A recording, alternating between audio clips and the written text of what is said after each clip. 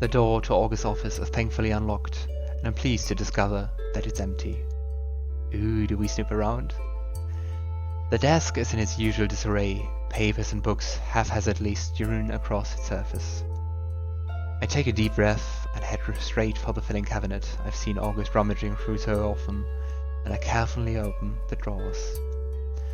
Apparently, Piper has her own, a whole portion dedicated to her reports. An impressive feat. After much rummaging, I eventually find Aya's papers stuffed at the very back of the bottom drawer. If I didn't know what I was looking for, they'd have easily gone unnoticed. It certainly looks like August has tried to hide them, which only increases my suspicion. I find her transfer papers, a glowing letter of recommendation from a previous enforcer. Her records are clean with no discrepancies. Nothing but praise. I see the words kind and thoughtful repeated multiple times, and the only complaint, if you can call it, that her enforcer had is that she was overly cautious. Then I find it. The discharge papers and obnoxious red treason stamped across the front page. Ooh. In the blink of an eye, the whole office lights up and the door loudly slams against the wall. We got caught. I watch magic coat every surface, flowing and curling of the walls, floor, furniture. It even creeps over their clothing, their skin, too. They stare at me, wide-eyed, vivid, violet swatting the once ice blue of their irises, and though I should be concerned that I've been caught, I'm distracted. August. The magic that glimmers upon their clothing disappears, and their eyes lose that otherwordly glow, but the room remains alight. And it looks really awesome. I wonder if it's wards or something protecting. They look at the bundle of papers that I hold tightly in my hands, a frown furrowing their brow. I would ask that you put those back, Hunter. The words are eerily calm, and they seem more concerned than annoyed. What happened to her? They close the door, clicking the lock and checking the handle before they walk toward me. As poised and perfect as ever, they stare me down. You know, not even Piper found those. I hate to admit that I'm impressed. August. They unfurl their fingers in a silence and gesture, and I pause. August is still my superior officer, and I'm nothing if not respectful. I do not wish for Piper to be demoted, nor do I wish for you to meet the same fate, but I appear to be having a case of déjà vu. But, you know, sometimes the hand that feeds is a forceful one. I'm perplexed. I expect a much harsher conversation. August isn't exactly known for their calm temperament, and this is startlingly out of character. Aren't you going to admonish me? With a sly smile, they shake their head. No, Ethan, I'm not. I believe in you, strangely. I believe that you're a bright light at the end of a very, very dark tunnel for this town. And I have been questioning things lately.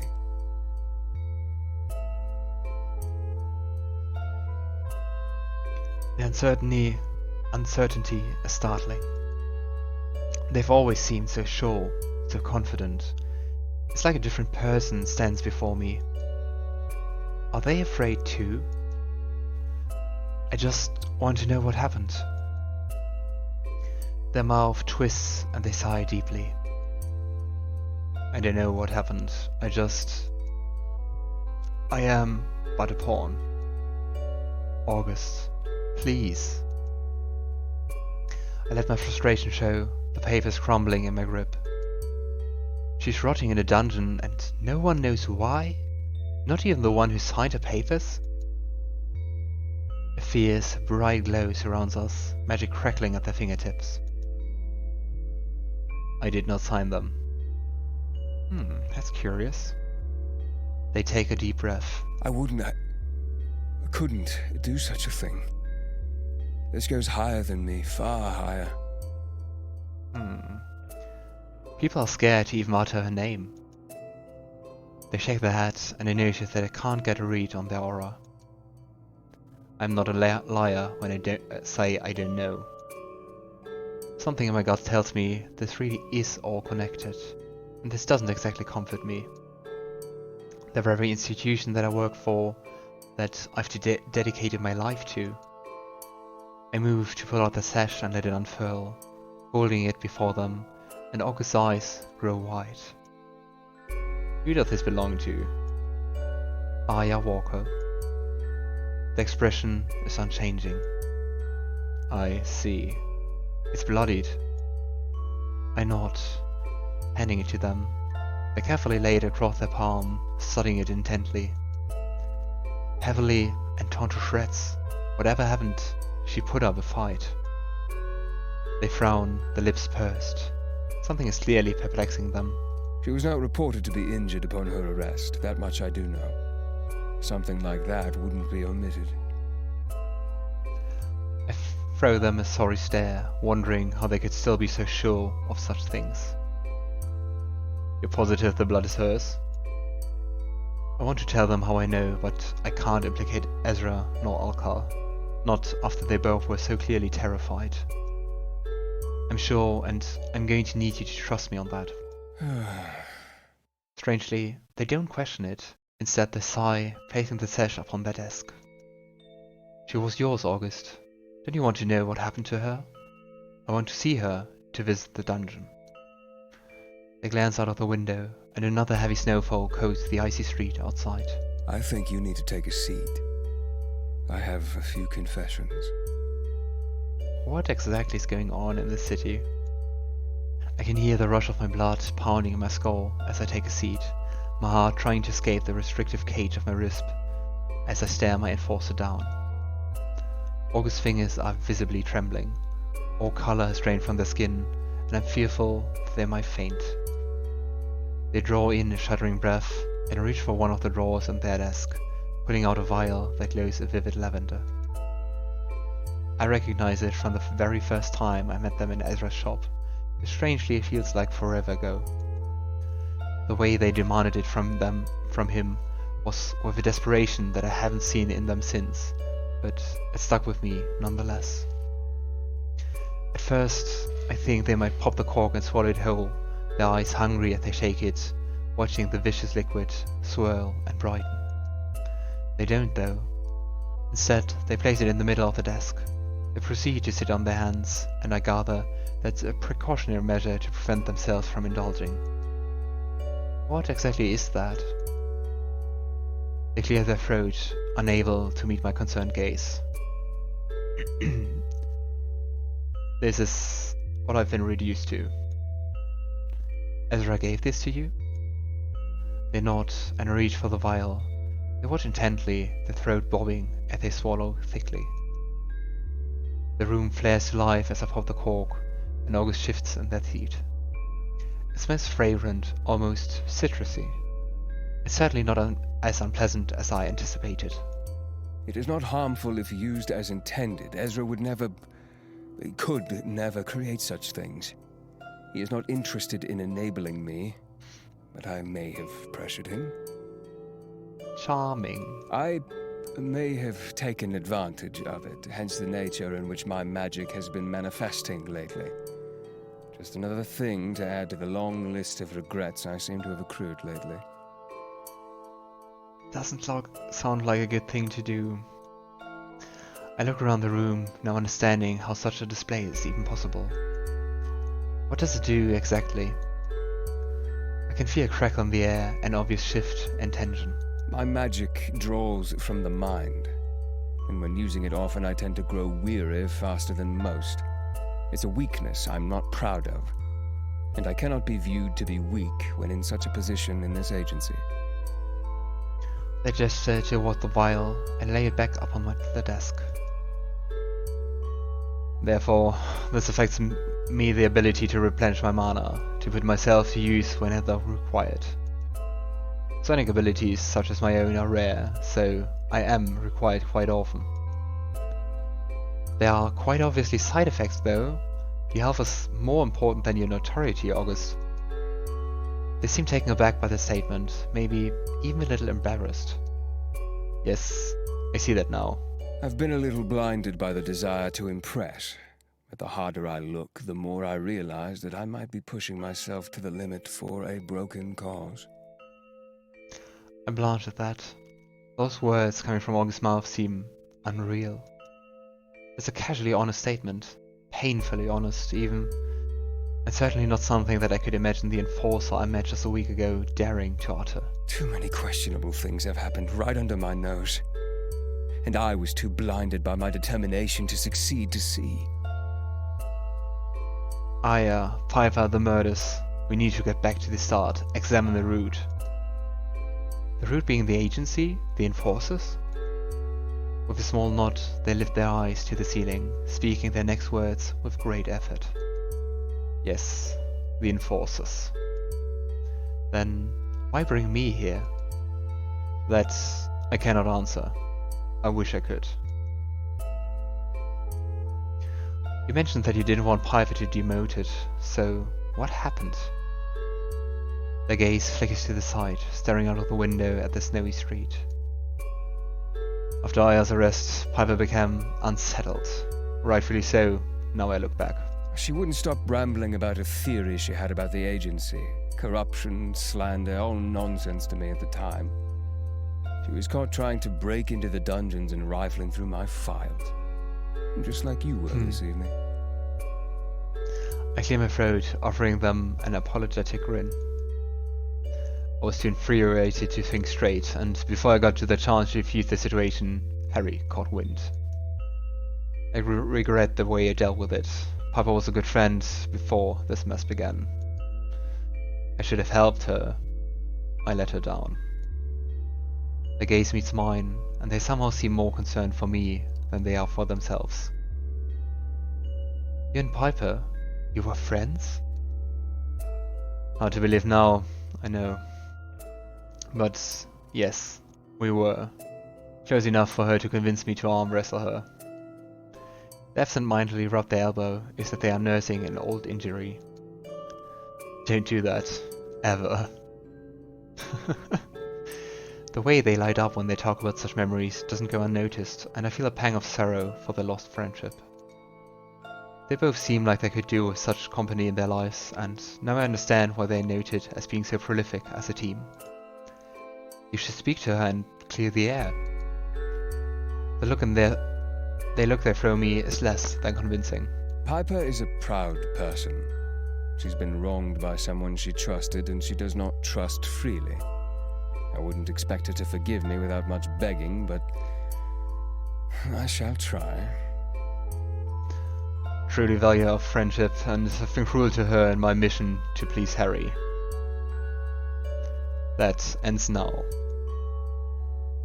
Maybe we shouldn't have told Harry the whole thing if it's more like a conspiracy from the top. Tell me about Aya. They rest their elbows upon the desk, steepling their fingers. There's not much to tell, really. She transferred here only a few months ago. We barely became acquainted when she was arrested, though Piper took a liking to her. A small smile crossed their lips. They worked well together, and I finally got catch up on the ridiculous amount of paperwork I'd accrued during my time spent in the field with Piper. Why were you in the field? Well, things have been a little busier than usual here in Lunaris lately. Creature activity has been at an all-time high these past few years, and Piper and I made an unstoppable team. Contemplate that for a moment, for any peak in activity is usually for a reason. It's been worse the past few years, not always this bad. They shake their head. Not always, but it almost seems normal now. I make a mental note to remember this, to try later. So, her arrest. One day she was gone. No explanation? It was reported that she went on an unsanctioned hunt. I wasn't aware, and neither was Piper. We never saw her again. I reach for the papers that sit up on the desk between us, Harry's signature as clear as day. You didn't question it? An uncomfortable shift, a squirm, almost. I did not. You don't question Harry, he's given me no reason to. I watched them carefully, the furrow in their brow deepening, as they quite clearly second-guessed their own statement. Something isn't right here, and Arya's situation feels too convenient to me. Don't you agree? With a sharp inhale, they sit back in their chair. A little of the tension seems to melt away, but the sadness still lingers. I do. August pushes away from their desk, swiping the still glowing vial as they stand. They cradle it gently in their palm, before it's shoved firmly into the drawer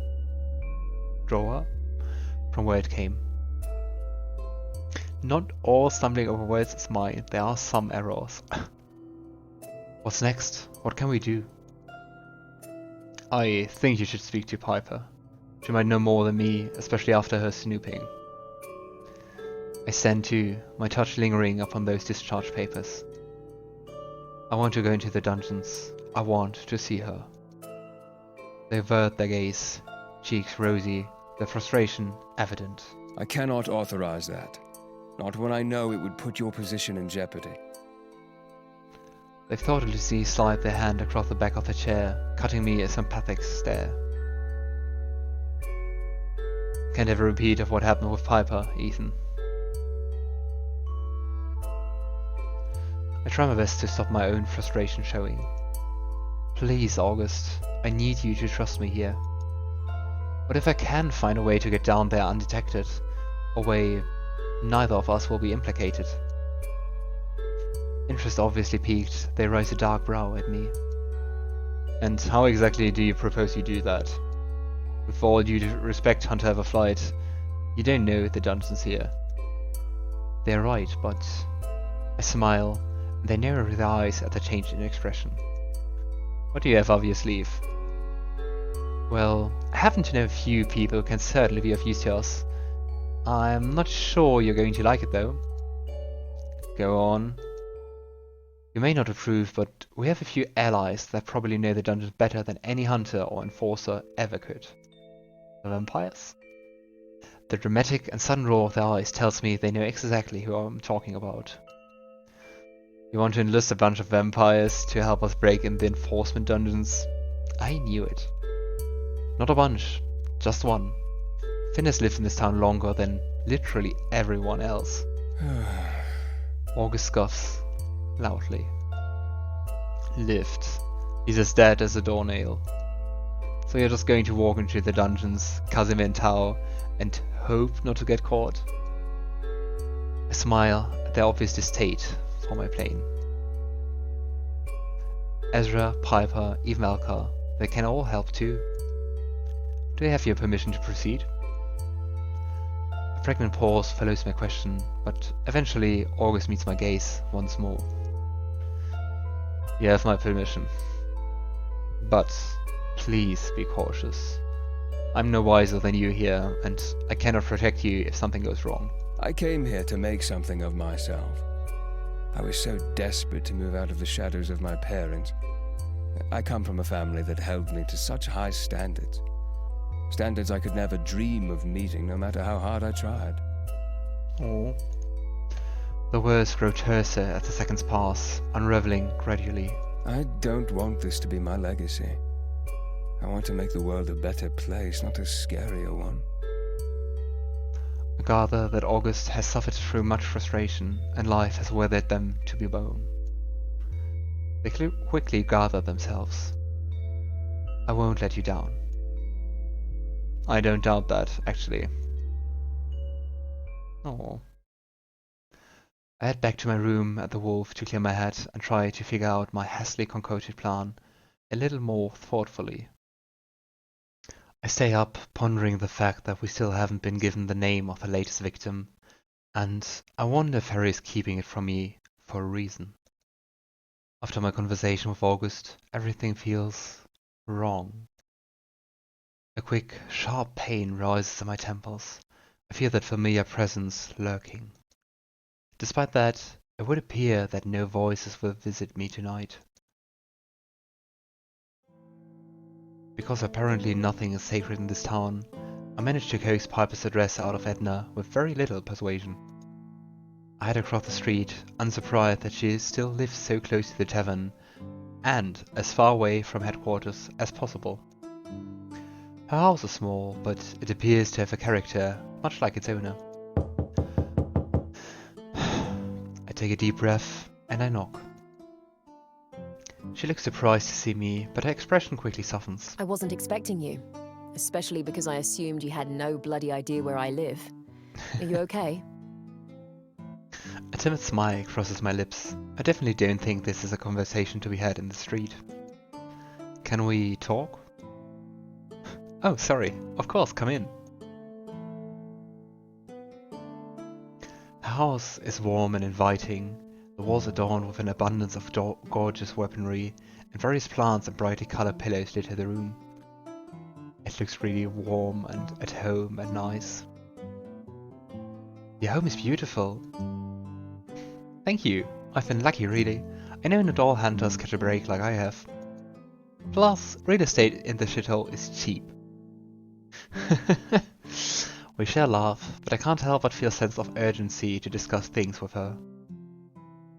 I decide now is not the time for pleasantries or stalling. Cutting straight to the chase is the only way. I have some news about Aya. Her eyes widen, flicking to the side, away from me.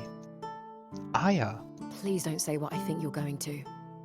I pull the sash from inside my coat and present it to her, but I'm quick to reassure. This was found in the woods, but that doesn't mean... She could still be alive, Piper. This has clearly been out there for a while. She reaches out and runs her hand over the ruined fabric, her fingers shaking. With a deep inhale, she withdraws, turning to sit on the arm on the sofa.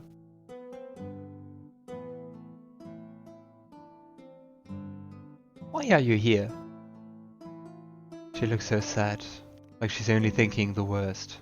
I don't blame her, and I can't imagine how frustrated she must feel with the hand she's been dealt with. I wanted you to know that I spoke to August last night. They were quite honest with me about everything, really. Oh, they were, hmm? I suppose they told you why I was demoted. I acted without rational thought. I was so angry. I offer her a smile, trying to catch her gaze. I may or may not have been caught doing exactly as you did. You didn't.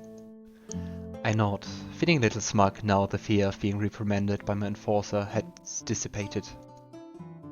I broke into Augustus Willenheim's office and lived to tell the tale. Fucking brilliant. You've got guts. I'll give you that. I shrug, brushing it off.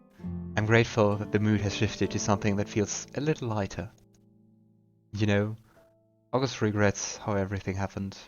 They seemed wistful. I think they miss your friendship. She frowns deeply, fiddling with the edge of her tunic. They hurt me. I think it'll take me a while to get over that.